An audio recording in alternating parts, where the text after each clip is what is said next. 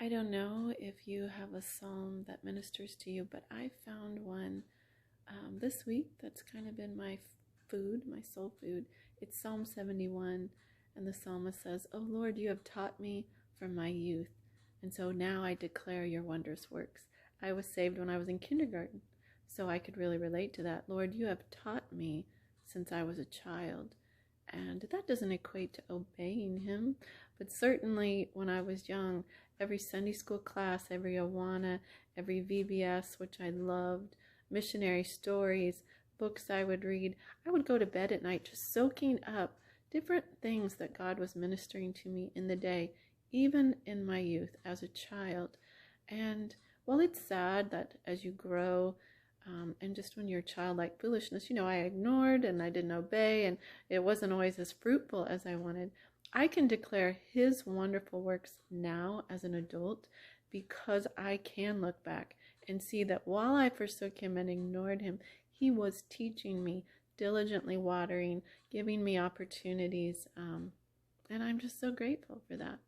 But in this particular Psalm 71, it says, you taught me from my youth so that now I declare you're wonderful. But now he says, I'm old and gray-headed, so don't forsake me. Kind of like that, since I'm feeling the grayness and the aging process. But he says, don't forsake me now. Now I'm asking you, let me show strength to this, your strength, Lord, to this generation. Let me show your power to those yet to come.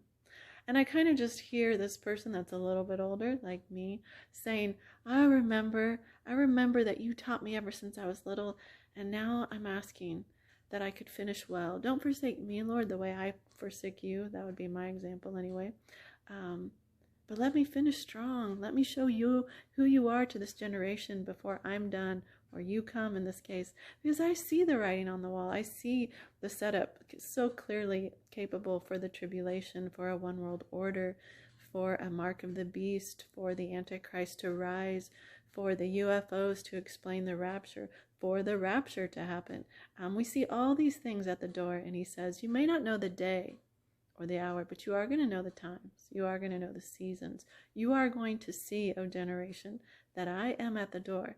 And he calls us to keep oil in our lamp, to keep looking up, to keep pressing in.